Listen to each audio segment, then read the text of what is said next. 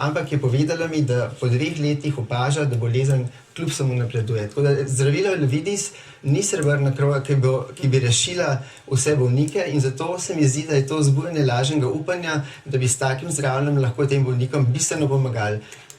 Mogoče se bo s časom raven na podlagi novih študij pokazalo, da bojo... Mogoče, ne? Mogoče, veste, ta mogoče bi mojega Viljama Junijana jutri peljal tela v Ameriko. In ta mogoče je problem, ker ta mogoče je genska terapija, gospod Osredkar. Veste, kaj po mene zelo žalosti, da tisti, ki bi morali danes tule prevzeti odgovornost, jih ni v studiu. To me žalosti. Konfrontirali so nas z stroko. Tisti, ko so pa naredili največjo škodo zdaj, ko so glasovali proti, tisti pa ni v studiu. Se ne upajo priti v studio, pa povedati, zakaj so se tako odločili in danes, da ne bomo preveč šli od teme bistva.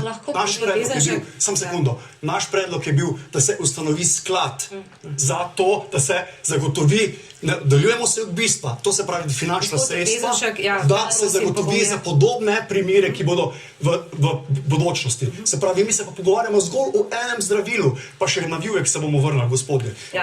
Hvala, gospod.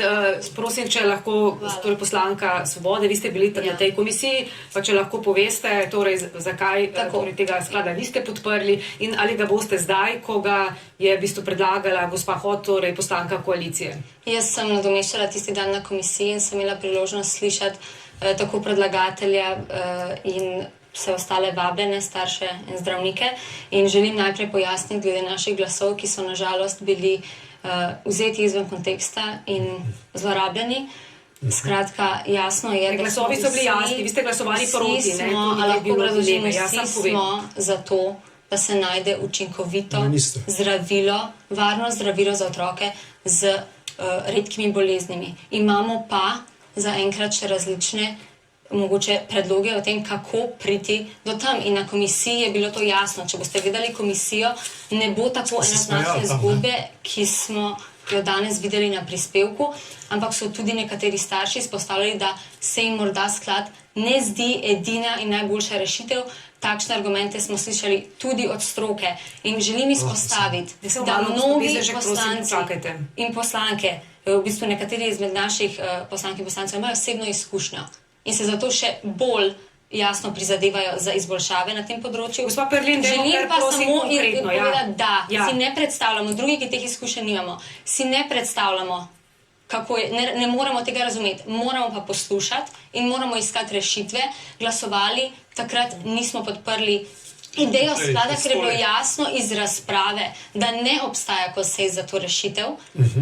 Bile so potrjene možnosti, ki že obstajajo, izredni uvoz in zdravljenje v tujini in izpostavljeni so bili v tem postopku, kjer se zatika odločitve Brazilijo in mogoče postavim vprašanje, samo malo, da postavim vprašanje. Prej smo slišali, se pravi, ministrica za zdravje je dobila pobude, kako urediti financiranje, potem smo videli tudi predsednica Državnega zbora je obljubila marca, da bo uredila sistemsko financiranje. Ali boste vi zdaj podprli ustanovitev posebnega sklada oziroma kako drugače mislite urediti to financiranje, da bodo otroci dobili dostop do zdravila? Naš cilj je enak vseh nas, ki smo tukaj. Ne cilj, rešitve. Cilj je, da zagotovimo, da se financira varno in dostopno zdravljenje. Kako? Prosim, kako? In mi, glede na razpravo, menimo, da ni jasne ene rešitve, ki je boljša od drugih.